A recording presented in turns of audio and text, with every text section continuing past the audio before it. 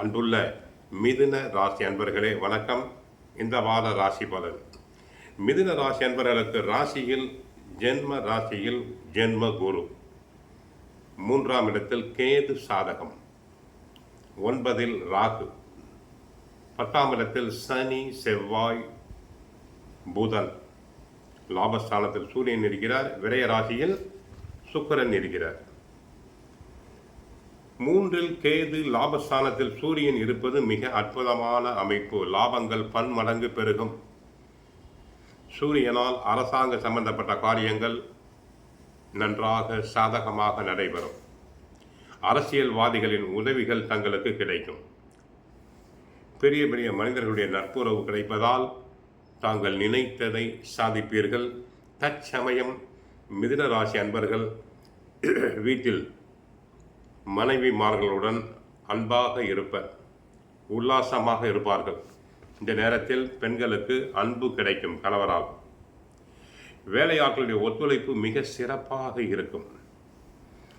உத்தியோகத்தில் சிறப்பாக செயல்பட்டு உயர் அதிகாரிகளுடைய பாராட்டுதல்களை தாங்கள் பெறலாம். மதிப்பு மரியாதை அனைத்தும் தங்களுக்கு அதிகரிக்கும். லாபஸ்தான சூரியனால் மிக நல்ல பெயர், பரிசுகள், பாராட்டுதல்களை பெறுவீர்கள். கணவன் மனைவி இடையே நெருக்கம் உண்டாகும். அன்பு அந்யோன்யம் அதிகரிக்கும்.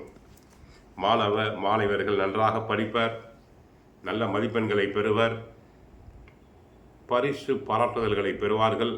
சிலர் உயர் கல்விக்காக வெளி மாநிலங்கள் வெளிநாடுகளுக்கு சென்று வரலாம். லாபஸ்தானத்தில் சூரியன் இருப்பது பெரிய லாபம். நெட்வொர்க் வலிமை புதன் சேர்வதால் மிக சிறந்த யோகம் தங்களுக்கு கிடைக்கும். ராகு 9இல் இருப்பதால் குருவின் பார்வையை பெறுவதால் வெளிநாடு செல்ல ஆசைப்படுபவர்கள் தாராளமாக வெளிநாடு செல்லலாம்.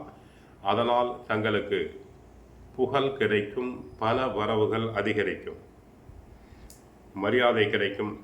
படித்து முடித்து வேலை இல்லாத அன்பர்களுக்கு நல்ல விதத்தில் வேலை கிடைக்கும்.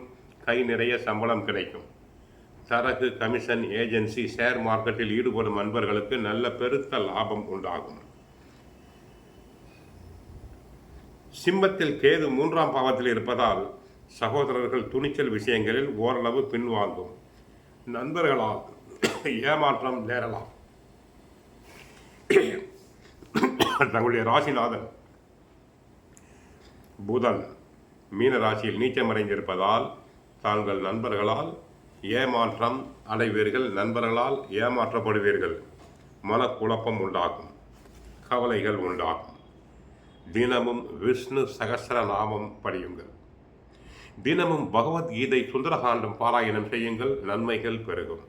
வாழ்க வளமுடன். ஹரே கிருஷ்ணா, ஹரே கிருஷ்ணா.